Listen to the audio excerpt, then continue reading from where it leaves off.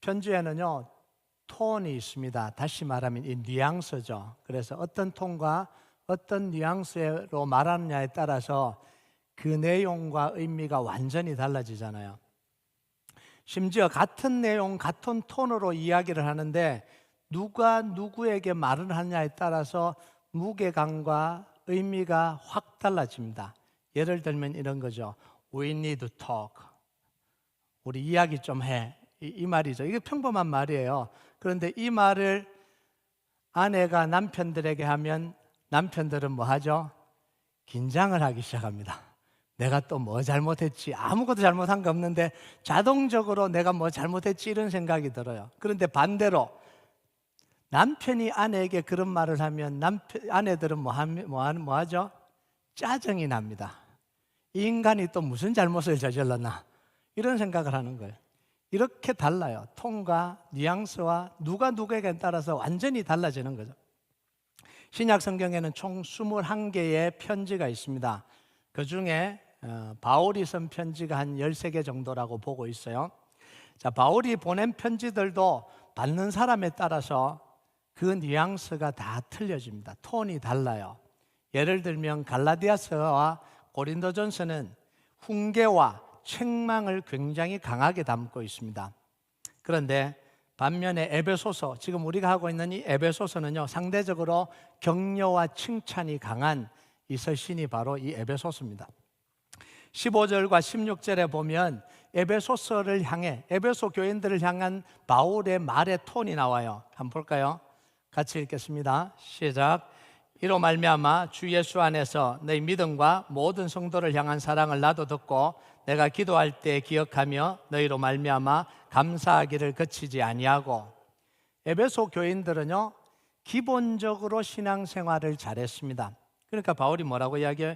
너희 모든 성도들의 믿음과 사랑을 내가 듣고 감사한다, 이렇게 이야기를 하잖아요. 여러분, 그런데 신앙생활을 잘하고 있다 그래서 문제가 없다라는 이야기는 아니에요.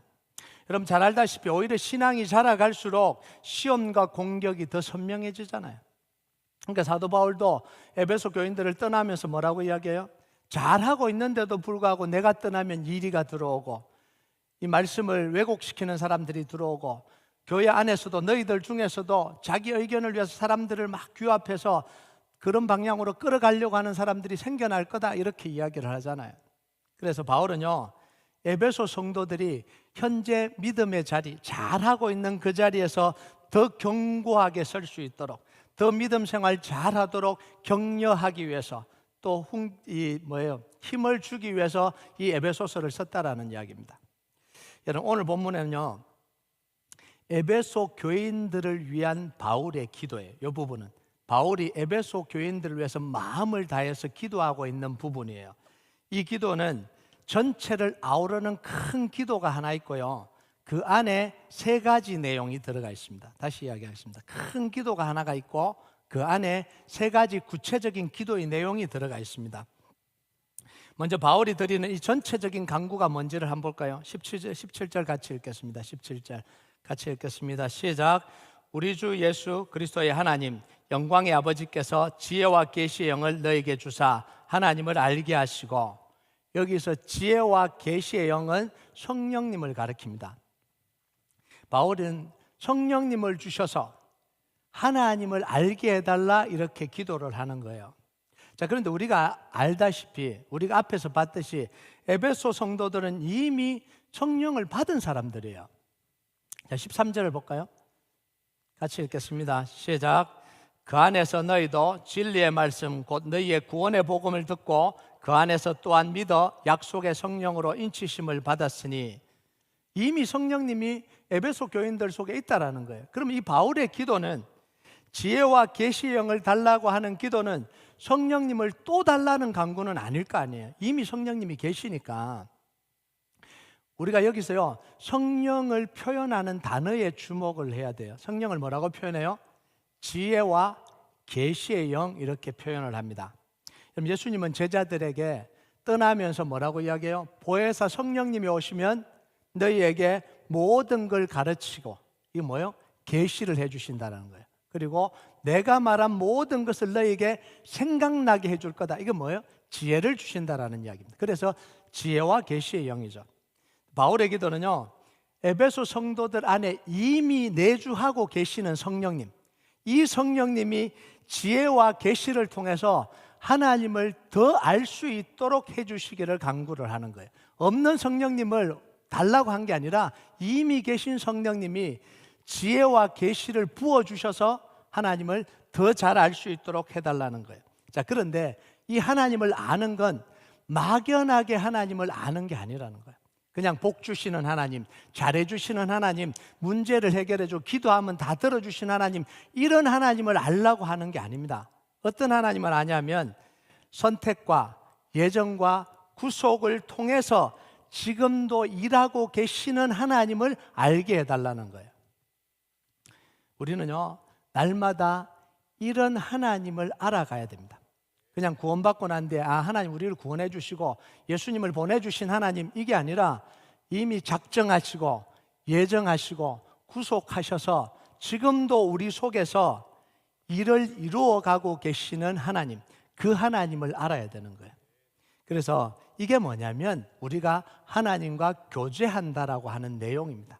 그래서 우리가 예수님을 믿고 난 뒤에 가장 중요한 건 뭐냐면 기도하면서 하나님과 교제해 가는 거예요. 하나님을 알아가는 겁니다. 자, 바울은 여기서요, 하나님을 알게 될 때 일어나는 열매 세 가지를 위해서 간구를 하죠. 첫 번째는 뭐예요? 마음의 눈을 밝히사 그 부르심의 소망을 알게 해달라, 이렇게 이야기를 해요. 18절을 한번 볼까요? 18절 같이 읽겠습니다. 시작. 너희 마음의 눈을 밝히사 그의 부르심의 소망이 무엇이며 성도 안에서 그 그의 영광의 풍성함이 무엇이며. 자, 여기서 마음의 눈이 밝아지는 게 뭐냐라는 거예요. 이 단어가 포티조라는 단어인데요, 빛을 비추다 이런 뜻입니다. 어둠 같은데 빛을 비추다, 그리고 밝혀서 드러내다, 이런 뜻입니다. 이게 포티조라는 단어예요. 이게 무슨 뜻이냐면 이미 존재하고 있는데도 보지 못하는 것, 가려서 보지 못하는 걸 빛을 비춰서 알게 해달라, 이런 이야기입니다. 밝게 알게 되는 것. 그리고 이미 일어난 일인데 모르고 있는 것, 감춰져 있는 거죠. 모르고 있는 것을 알게 해달라는 이야기입니다. 다시 말하면 하나님이 이미 작정과 예정과 구속을 통해서 하나님이 이미 이루신 일이 있어요. 그걸 모르고 있으니까 빛을 비춰서, 마음을 빛을 비춰서 뭐예요? 그걸 알게 해달라는 거예요. 그리고 이미 일어난 일도 있지만 앞으로 이루실 일도 있습니다. 그것도 눈을 열어서 마음의 눈을 밝혀서 알게 해달라, 이런 이야기입니다. 자, 우리는요, 눈과 귀로 세상을 인식을 하잖아요. 보고 들으면서 세상을 인식을 하잖아요. 그런데 우리 눈과 귀로 보고 들을 수 없는 영역도 있습니다. 자, 고린도전서 2장 9절 한번 볼까요? 같이 읽겠습니다. 시작. 기록된 바 하나님이 자기를 사랑하는 자들을 위하여 예비하신 모든 것은 눈으로 보지 못하고 귀로 듣지 못하고 사람의 마음으로 생각하지 못하였던과 같으니라. 하나님이 사랑하는 자들을 위해서 예비해 주신 모든 건 귀로 안 들린다는 거죠. 눈으로 보지 못한다는 거예요. 그럼 뭘로 봐야 돼요? 성령님의 조명을 통해서. 그래서 성령님이 지혜 주시고 성령님이 계시하심을 통해서만 그걸 알 수 있다, 이런 이야기입니다. 여러분, 성령님이 역사하실 때 우리는 이 지식이 머리로만 이해가 되는 게 아니라 우리의 마음에 들어와서 감동을 일으키는, 그래서 성령님은 감동을 일으키시는 분이잖아요. 지식은 성령의 조명이 없으면, 모든 지식입니다, 모든 지식은 성령의 조명이 없으면 1차적인 우리의 반응이 뭐냐면 판단이에요. 비판하고 평가합니다. 이게 성령의 조명이 없을 때 우리에게 지식이 들어올 때 일어나는 일이에요. 자, 그러나 같은 지식이라도요, 성령의 조명을 받으면 회개와 변화의 역사가 일어납니다. 그래서 예수님이 하나님 나라 복음을 전하니까 바리새인들이 뭐예요? 이를 갈았다, 이렇게 이야기하잖아요. 하나님 말씀 전하는데 이를 가는 거예요. 자기한테 이야기했다고, 자기를 책망했다고 이를 가는 거예요. 자, 그런데 성령의 감동을 받은 사람들이 복음이 선포됐을 때 일어나는 반응이 뭐예요? 마음이 찔려서 형제들아 우리가 어찌할까? 그러니까 뭐예요? 회개하고 예수 이름으로 세례를 받아. 이렇게 다르다는 거예요. 똑같은 복음이 선포되는데 어떤 사람들에게는 성령의 조명이 없는 사람들에게는 뭐예요? 일을 가는 거예요. 화가 나는 거죠. 평가하는 거죠. 비판하는 거죠. 그런데 성령님이 터치하시고 조명하시면 뭐예요? 그 속에서 회개와 감동이 일어나는 거예요. 그러면서 뭐예요? 내가 어떻게 해야 되냐? 이 반응이 나온다라는 거예요. 이런 말씀을 듣는다고 해서 우리가 다 하나님의 의도대로 다 안 듣잖아요. 제가 이렇게 말씀을 전하면 하나님의 의도대로, 성경의 의도대로 여러분 다 안 받아들이시잖아요. 네, 받아들였으면 좋겠습니다. 네. 목사의 의도대로 받아들이지 말고요, 하나님의 의도대로 받아들이시면 됩니다. 근데 성령님이 조명하시면 그 말씀이 뭐가 되는 거예요? 내게 생명이 되는 거예요. 하나님이 조명하시면 그 말씀이 내게 약속이 되는 거예요. 하나님이 조명하시면 그 말씀이 내게 뭐가 되냐면 응답이 되는 거예요. 그러니까 똑같은 말씀을 전하는데 어떤 사람은 그냥 밋밋하게 지나가요. 아, 또 그냥 그런 말씀이구나. 어떤 사람에게는 그 인생의 답으로 가슴 속에 박히는 거예요. 기도했던 이 문제가 하나님이 이 말씀을 통해서 내게 역사해 주셨구나, 응답해 주셨구나. 이게 성령님의 역사라는 거예요. 자, 마가복음 4장 15절 한번 볼까요? 같이 읽겠습니다. 시작. 말씀이 길가에 뿌려졌다는 것은 이들을 가리킴이니 곧 말씀을 들을 때에 사탄이 적시 와서 그들에게 뿌려진 말씀을 빼앗는 것이요. 자, 말씀이 선포될 때 누가 역사한다는 거예요? 사탄이 역사해서 그 말씀을 싹 빼앗아 간다는 거예요. 말씀이 씨앗처럼 땅에 심겨야 이게 싹이 나고 자라고 열매를 맺는데 그게 땅에 심기지 못하도록, 만박채 심기지 못하도록 싹 빼앗아 간다, 이런 이야기입니다. 자, 그런데 여기서 더 중요한 의미가 있어요. 그냥 말씀을 잃어버리게 한다는 것도 있지만 변질시키는 일을 합니다. 말씀을 변질시키는 거예요. 말씀을 왜곡해서 하나님의 말씀의 감동이 전달되지 않도록 하는 겁니다. 화가 나게 만들고, 비판하게 만들고, 짜증나게 만들고. 그거 누가 하냐면 사단이 그렇게 해서 그 말씀이 죽어버리게 만드는 거예요. 여러분, 이게 우리가 누군가의 말을 전달하잖아요. 자, 말을 안 전달하는 게 나쁜 거예요? 아니면 말을 전달할 때 왜곡해서 전달하는 게 나쁜 거예요? 다시 묻습니다. 말을 전달을 하라 그랬는데 안 전달하는 게 나쁜 거예요? 말을 왜곡시켜서 전달하는 게 나쁜 거예요? 둘 다 나쁜 거예요. 둘 다 그러면 안 되는 거죠. 그런데 사단은요, 이 두 개를 다 하는 거예요. 빼앗아 버리든지 왜곡시켜서 은혜가 되지 못하게 하는 거예요. 여러분, 그래서요, 우리가 말씀을 들을 때 뭐가 필요해요? 성령님의 계시와 성령님의 지혜가 필요한 거예요. 이걸 한자로 하면 조명하신다라고 표현한, 성령님의 조명이 필요하다, 이렇게 이야기를 하는 거예요. 그래야 말씀을 들을 때에 내 상처가 말씀을 왜곡시키지 않는 거예요. 내 분노가 말씀을 왜곡시키지 않는 거죠. 말씀이 선포되는데 내 분노와 내 상처와 내 불신앙이 왜곡해서 그 말씀이 그냥 사라져버리게 만들잖아요. 그런데 성령님이 역사하시면 그 말씀이 내 속에 들어와 내 상처를 치료하고 내 왜곡된 자아를 치료하고 내 불신앙을 치료하는 데 역사가 일어나는 거예요. 그래서 반드시 우리가 말씀을 들을 때 뭐가 필요하냐면 성령님의 지혜와 계시형이 필요하다는 거예요. 그래서 우리가 기도해야 돼요. 여러분, 말씀 읽을 때도 그냥 읽지 마시고요, 성경 통독한다고 진도 나가야 되는데 반드시 기도하세요.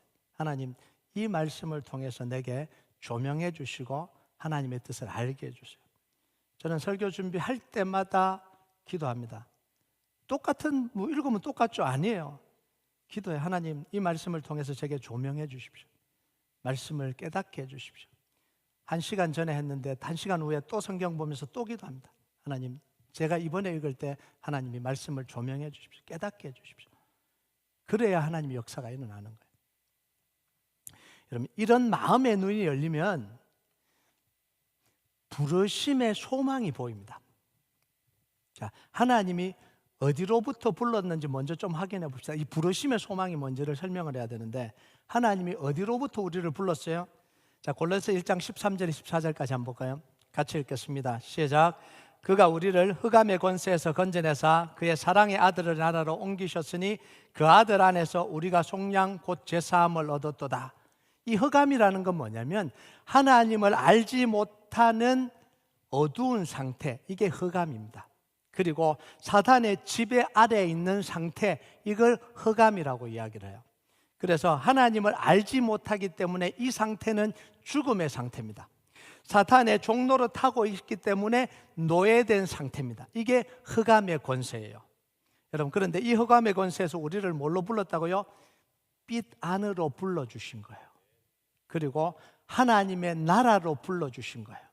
그리고 하나님의 자녀로 불러주신 겁니다. 이게 부르심이에요. 자, 그래서 부르심에는 항상 뭐가 있냐면 소망이 있습니다. 부르심은 그냥 부르심이 아니라 부르심 안에는 항상 소망이 있어요. 여러분, 일자리를 잃어버린 실업자에게 일을 하라고 불러주는 건 단순히 일자리를 제공하는 것 이상이잖아요. 뭘 주는 거예요? 미래의 소망을 주는 거잖아요. 아무도 자기를 일을 시켜주지 않는데, 실업자인데 돈을 벌 수 없는데 불러서 일을 하라는 건 뭐예요? 미래의 소망을 가지게 하잖아요. 가정의 소망을 가지게 하고 인생의 소망을 가지게 하는, 이게 부르심의 소망입니다. 여러분, 건강이 나빠서 아파서 죽어가는 사람에게 예수님의 부르심은 뭐예요? 그냥 부르심이 아니라 생명에 대한 소망을 주는 거잖아요. 그래서 소경이 다윗의 자손 예수여 나를 불쌍히 여기소서, 사람들은 조용히 해. 그런데 예수님 뭐래요? 그를 부르라. 득달같이 달려가잖아요. 이게 왜 그래요? 고칠 소망이 있는 거예요. 내 인생이 새롭게 될 소망이 있는, 그게 부르심의 소망입니다. 여기서요, 부르심이라는 이 클레시스라는데요, 단순한 초대가 아니라 하나님의 주권적인 선택을 의미하는 거예요. 그냥 우리 집에 올래? 이런 초청이 아니라 하나님이 창세전에 미리 주권적으로 선택한 걸 부르심이라고 이야기합니다. 그리고 소망은 엘피스라는데요, 이거는 막연한 기대가 아니에요. 하나님이 시작하신 일을 반드시 완성하신다라는 이 소망입니다. 그러니까 하나님 뭐 하시는 거예요? 보정하시는 이 일이 소망인 거예요. 하나님 우리를 불렀기 때문에 하나님은 반드시 그 일을 이루시고, 하나님 우리를 부르신 목적대로 반드시 그 자리에 가게 하시고 그걸 이루신다라는 그 보정, 그게 뭐냐면 소망이라는 거예요.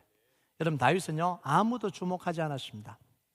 시골에, 베들레헴의 아주 시골 동네에 목동으로 살았습니다. 아버지에게도 무시당하고 형들에게도 무시당했습니다. 그런데 그런 다윗을 하나님은 뭘로 불러요? 왕으로 부르시잖아요. 이게 부르심입니다. 그때부터 다윗에게는 뭐예요? 소망이 생깁니다. 그리고 하나님은 그 다윗을 기필코 어디에 올려놓으세요? 왕의 자리에 올려놓으시는, 이게 부르심에 소망을 주시고 확정해 주시는 거예요. 보정해 주시는 거예요. 여러분, 모세는 실패자입니다. 도망자였어요. 광야로 도망가서, 미디안의 광야로 도망가서 40년 동안 여러분 허송세월 보내고 있었잖아요. 어떻게 보면 시골에 처박혀 있는 거잖아요. 아무도 알아주지 않아요. 그런데 하나님은 그런 모세를 불러서 출애굽의 위대한 지도자로 하나님이 만들어 주시잖아요. 여러분, 베드로는 실패자입니다. 제자로서 실격했어요. 완벽하게 실격했잖아요. 예수님을 부인하고 등 돌리고 도망가 버렸잖아요. 그런데 그런 베드로를 찾아가셔서 뭐 하시는 거예요? 그를 불러서 초대교회의 가장 위대한 사도로 만들어 주십니다.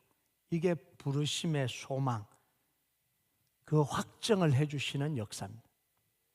여러분, 성경에 보면 하나님이 우리를 부르신 모습이 다양하게 나오죠. 어떻게 불러요? 하나님의 자녀로 불러주시고, 왕같은 제사장으로 불러주시고, 영적인 군사로 불러주시고, 하나님의 동력자로 불러주십니다. 여러분, 이게 얼마나 영광스러운 일이에요.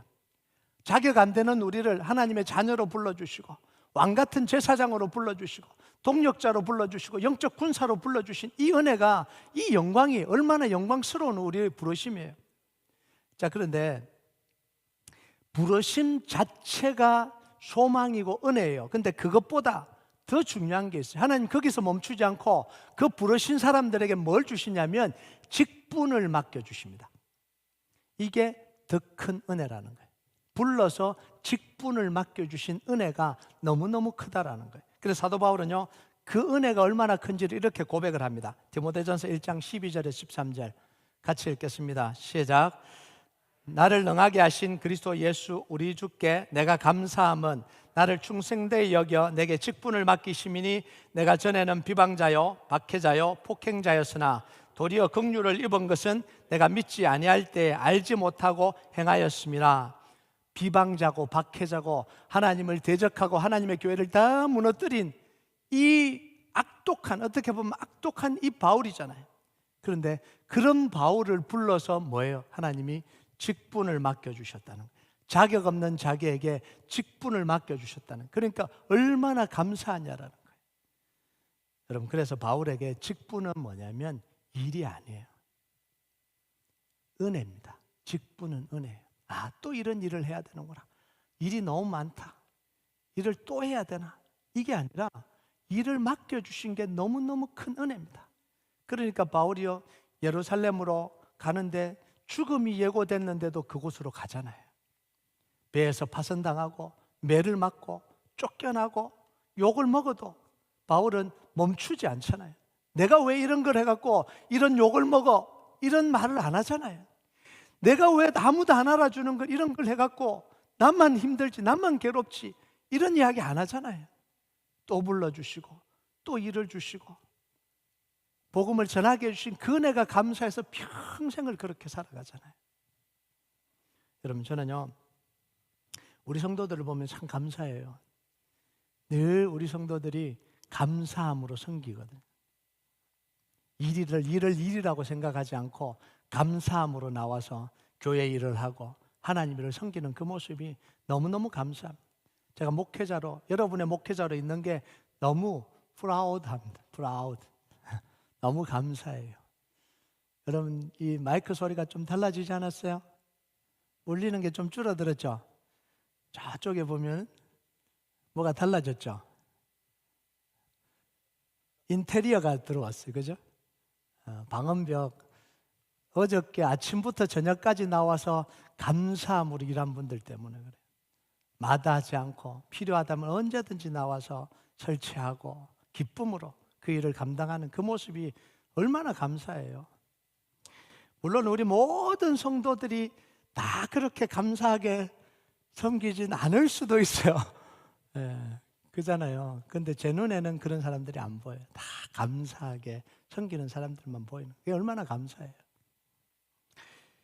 여러분, 그러면 하나님 앞에서 우리 무슨 부르심의 소망을 붙잡고 사냐는 거예요. 부르심의 소망이 이렇게 좋은데 우리는 도대체 무슨 부르심의 소망을 붙들고 지금 살아가냐는 거예요. 여러분, 돈과 성공과 자녀들의 미래 중요합니까? 안 중요합니까? 중요해요. 안 중요할 수가 없어요. 이 땅을 살아가는 우리에게 돈도 자녀들도 우리의 미래도 성공도 중요한 겁니다. 이걸 무시할 수가 없어요. 그런데 그것이 전부라면 우리는 세상 사람들과 다르지 않다라는 거예요. 다 필요 없다 그러면 안 돼요. 그럼 집 다 내놓으세요. 돈 다 내놓으세요. 필요 없지 않아요. 다 필요해요. 그런데 그게 전부가 되어서는 안 된다는 거예요. 그게 전부라면 우리는 세상 사람과 다른 게 하나도 없잖아요. 그냥 그걸 얻으려고 하나님께 기도하는 하나님을 우상으로 삼는 것밖에 안 되잖아요. 그거 달라고 기도하고 그거 달라고 간구하고 그거 달라고 봉사하면 그 세상 사람들과 다를 게 뭐가 있냐는 거예요. 여러분, 우리에게는 뭐가 있죠? 더 큰 소망이 있는 거예요. 돈도 소망이고 성공도 소망이고 자녀들의 미래도 소망인데 우리에게는 그 소망만 있는 게 아니라 더 큰 소망이 있다는 거예요. 하나님이 우리를 부르셔서 기업으로 삼아주신 그 소망, 하나님이 맡겨주신 일을 하고 살아가는 그 소망이 있는 거예요. 돈 버는 것도 재밌고 성공하는 것도 재밌고 자녀들이 잘 되는 것도 재밌어요. 그런데 더 재밌는 건 뭐냐면 하나님이 내게 일을 맡겨주셔서 영혼 구원을 위해서 복음을 위해서 살아가는 이 삶이 더 기쁘고 감사한 겁니다. 이게 그리스도인의 삶이라는 거예요. 여러분, 하나님이 함께 하셔서 하나님이 맡겨주셔서 우리가 그걸 붙들고 살아갈 때 우리의 모습이 어떻든지 그 모습은 결코 헛되지 않은 거예요. 여러분 다 똑같지 않잖아요. 경제적인 수준도 안 똑같고 삶의 모습도 안 똑같고 다 달라요. 그런데 그러더라도 각자에게 맡겨주신 하나님의 사명이 있고 그걸 붙들고 살아가고 있다면 우리는 모두 다 뭐예요? 값진 인생을 살아가고 있는 거예요. 근데 우리는 자꾸 비교하려고 그러잖아요. 비교할 이유가 없는 거예요. 두 번째 기도는요, 성도 안에서 기업의 영광의 풍성함, 이게 뭔지를 좀 알게 해달라 이렇게 이야기합니다. 여러분 18절을 한번 볼까요? 18절 같이 읽겠습니다. 시작. 너희 마음의 눈을 밝히사 그의 부르심의 소망이 무엇이며 성도 안에서 그 기업의 영광의 풍성함이 무엇이며. 자, 이 기업, 이게 무슨 뜻이냐면 아주 간단하게 이야기하면 상속 재산을 의미합니다. 이 기업이라는 거. 여기서 말하는 이 상속 재산은 돈이나 소유물이 아니라 하나님과의 관계 안에서 아들에게 주어지는 특권과 권세.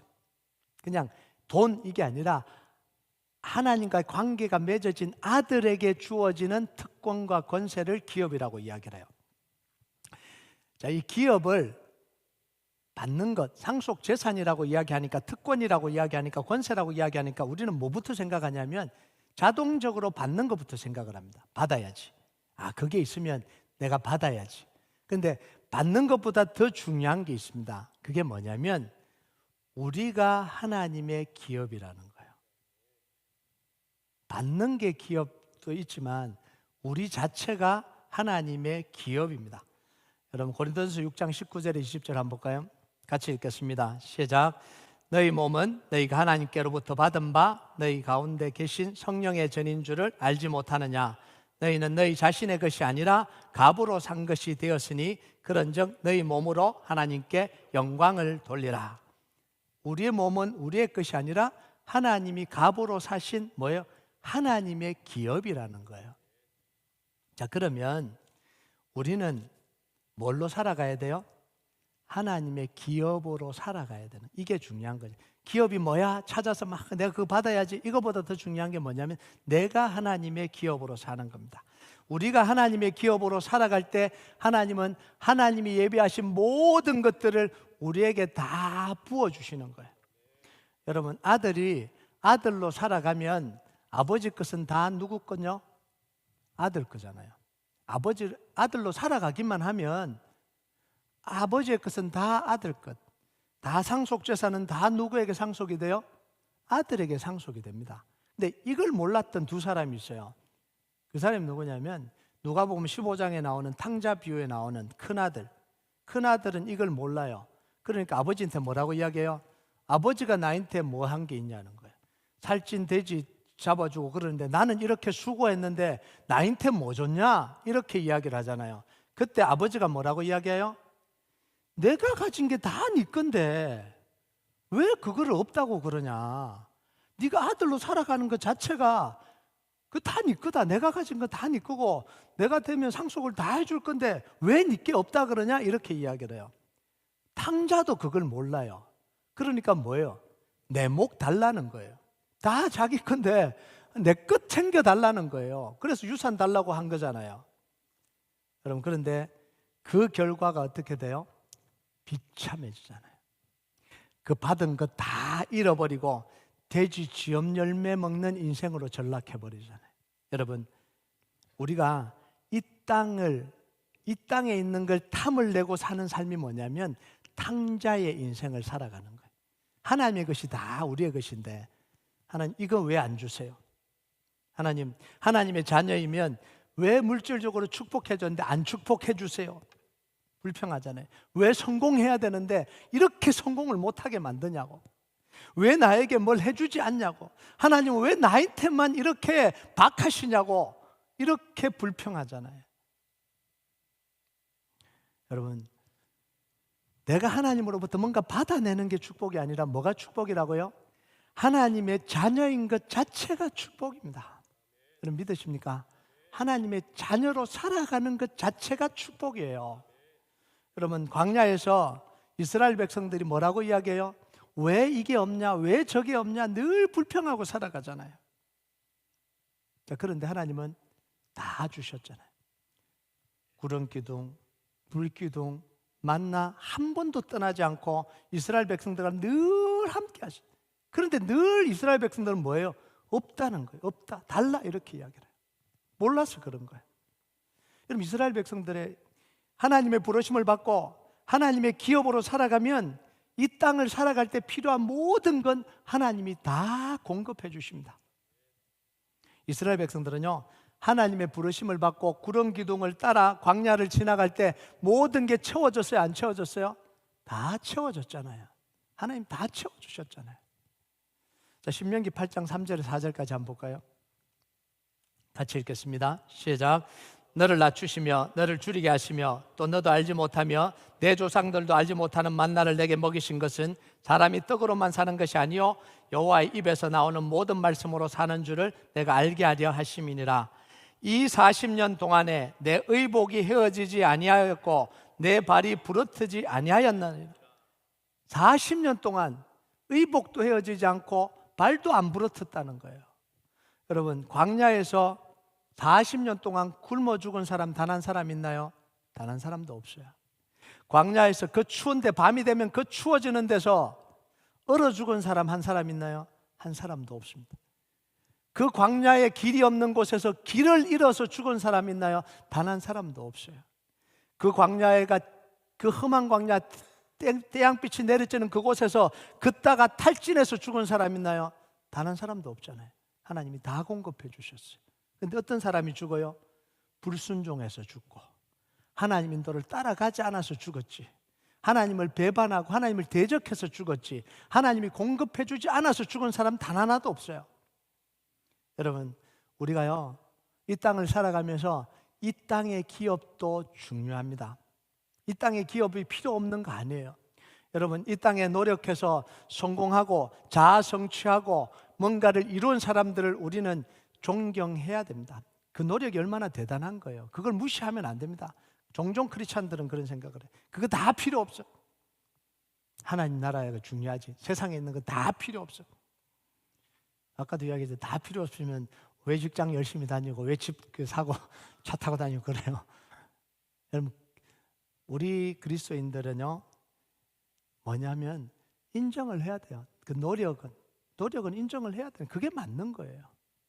자, 그런데 더 중요한 건 뭐냐면 그게 아니라 하늘의 기업이라는 거예요. 세상의 것을 무시하고 하늘의 것을 바라보라는 이야기가 아니에요. 세상에서 열심히 노력하고 자기의 열심을 다해서 뭔가를 성취를 이룬 사람들에게 박수 쳐줘야 돼요. 그건 당연히 해야 되는 거예요. 자, 그런데 더 중요한 건 뭐냐면 하늘의 기업이에요. 이 땅의 삶이 전부라면 우리는 너무 불쌍한 사람들이잖아요. 여러분, 안 쌓았잖아요. 나누었잖아요.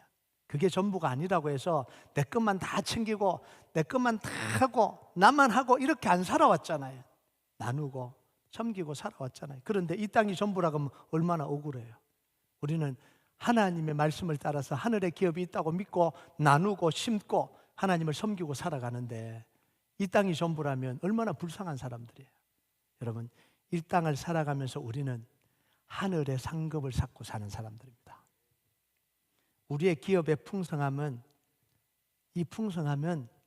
이 땅에 살아갈 때 하나님이 모든 것을 우리에게 채워주시는 것으로부터 시작을 합니다. 그리고 하늘나라에서 완성이 되는 거예요. 이 땅 건 다 필요 없고 하늘나라에만 있다, 이게 아니에요. 이 땅을 살아가기 위해서 필요한 모든 걸 하나님이 뭐 하시는 거예요? 공급해 주십니다. 그게 하나님의 기업의 시작이고요. 완성은 어디서 돼요? 하늘나라에서 완성이 되는 거예요. 그럼 베드로전서 1장 3절에서 4절까지 한번 볼까요? 같이 읽겠습니다. 시작. 우리 주 예수 그리스도의 아버지 하나님을 찬송하리로다. 그의 많으신 긍휼대로 예수 그리스도를 죽은 자 가운데서 부활하게 하심으로 말미암아 우리를 거듭나게 하사 산 소망이 있게 하시며 썩지 아니하고 더럽지 않고 쇠하지 아니하는 유업을 있게 하시나니 곧 너희를 위하여 하늘에 간직한 것이라. 산 소망, 유업, 썩지 않는 것, 하늘에 쌓아두신 그 소망을 바라보면서 우리가 살아가는 거예요. 여러분, 우리는요, 이 땅에서도 잘 살아야 돼요. 이 땅 대충 살아면 안 됩니다. 잘 살아야 돼요. 먹기도 하고 입기도 해야 되는 겁니다. 그런데 우리의 소망은 어디에 둬야 된다고요? 하늘나라에 드는 거예요. 400년 종살이하는 이스라엘 백성들, 이들이 탈출한 이유가 뭐죠? 광야에서 잘 먹고 잘 살려고 탈출한 거 아니잖아요. 어디로 가려고요? 가나안 땅을 향해 가기 위해서 탈출을 한 거잖아요. 그런데 광야에서도 잘 먹고 지내야 돼요? 못 지내야 돼요? 잘 먹고 지내야 되잖아요. 그 광야를 지나가도록 하나님이 은혜를 주셔야 되잖아요. 그래서 뭘 소망하고 살아가요? 가나안 땅을 소망하고 살아가는. 그런데 이스라엘 백성들은 뭐 한 거예요?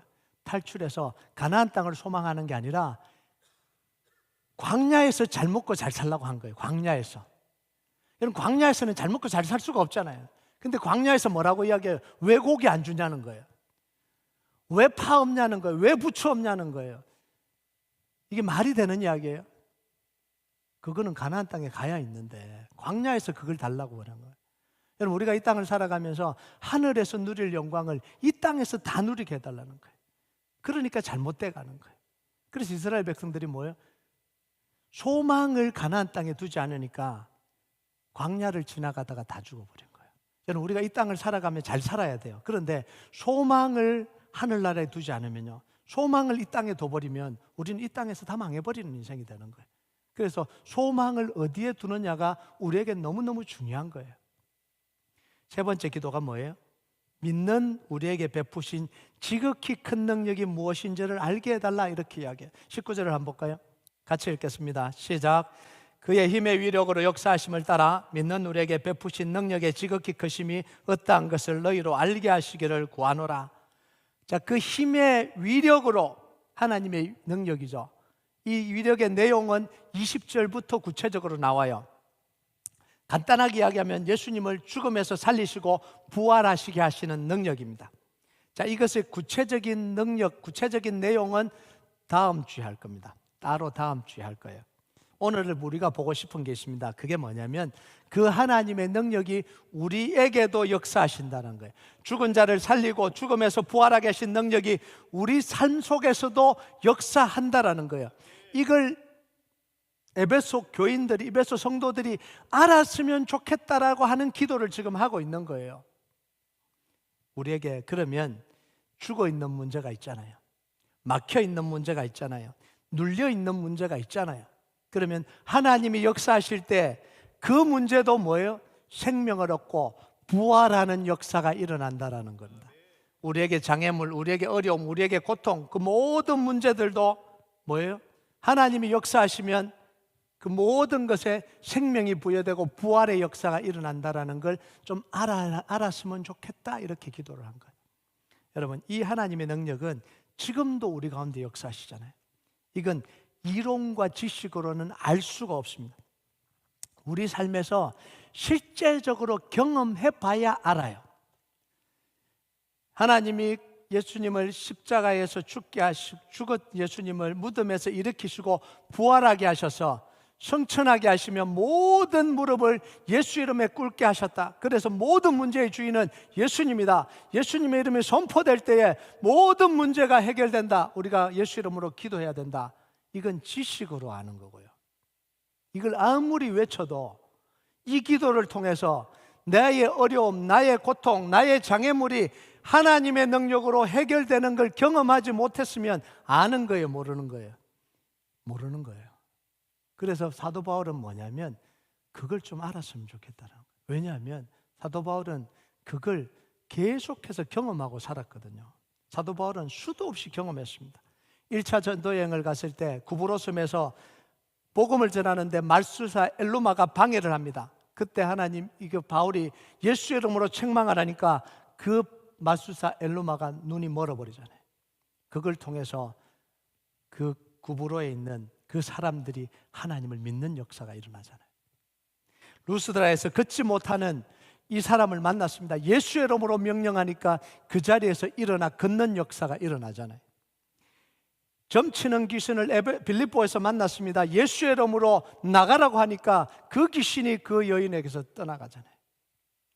빌립보 감옥에 빌립보 감옥에 갇혔는데 하나님 앞에 찬양하고 기도할 때 하나님이 옥문을 열어주시는 역사를 경험하잖아요. 악기가 떠나가고 병이 고쳐지는 수많은 역사들이 에베소에서 일어나잖아요. 이건 기적을 체험하라는 이야기가 아닙니다. 이 모든 사실이 뭐예요? 바울이 복음을 선포할 때, 예수가 그리스도됨을 선포할 때, 복음을 가로막고 있는 모든 악한 영들이 예수 이름 앞에 무너지는 것들을 경험한 거예요. 하나님의 역사를 경험한 겁니다. 여러분, 이 능력을 우리도 경험하기를 원합니다. 여러분, 바울의 기도가 저의 기도입니다.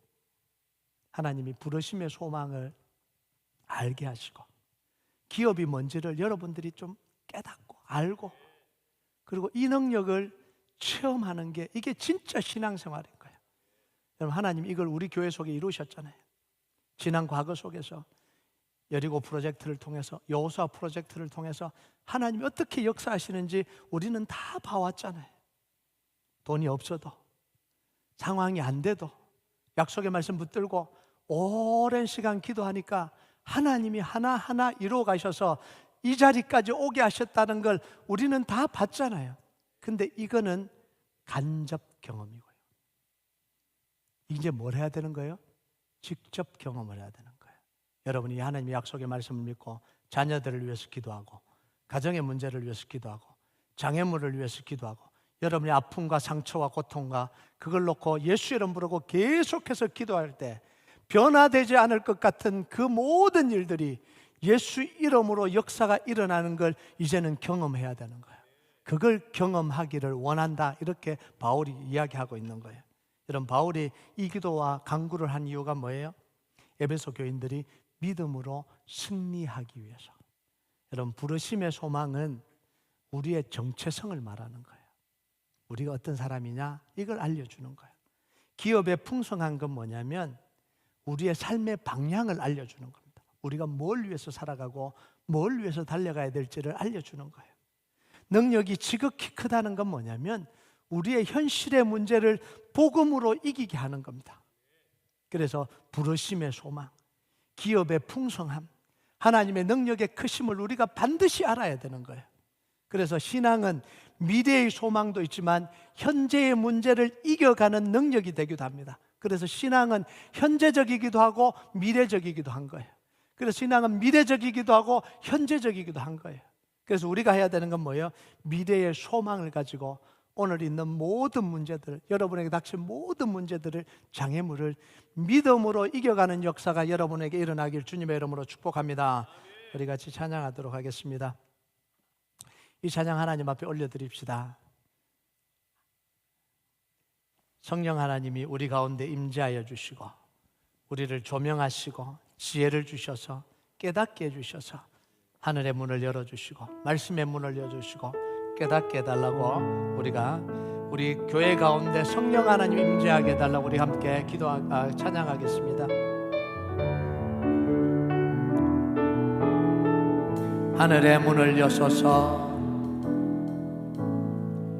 하늘의 문을 여소서, 이곳을 주목하소서, 이곳을 주목하소서. 주를 향한 노래가 꺼지지 향한 노래가 꺼지지 않으니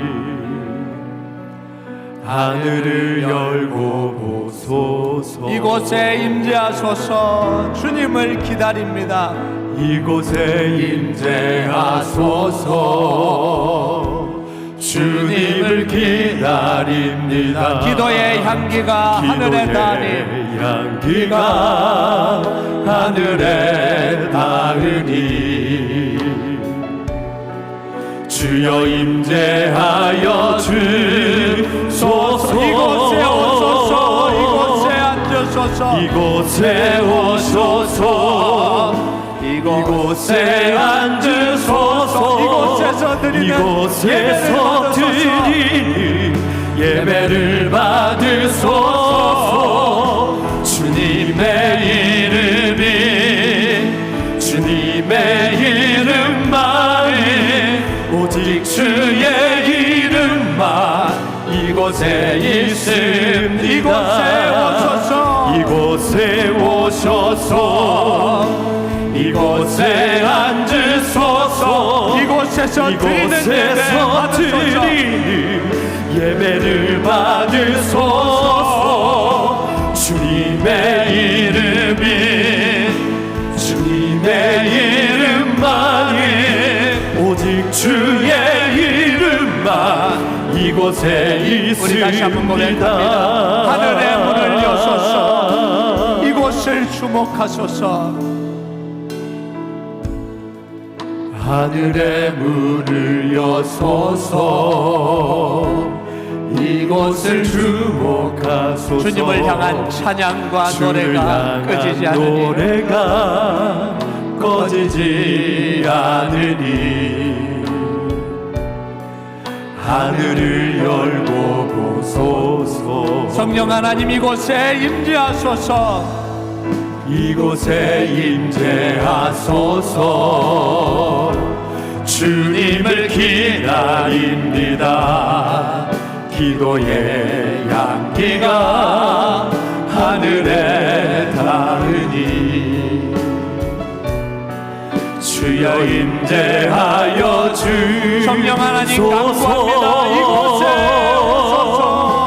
이곳에 오소서 이곳에 앉으소서 이곳에서 드리는 예배를 받으소서 주님의 이름이 주님의 이름만이 오직 주의 이름만 이곳에 있습니다 이곳에 오소서 이곳에 앉으소서 이곳에서 드리는 예배를 받으소서 주님의 이름만이 오직 주의 이름만 이곳에 있습니다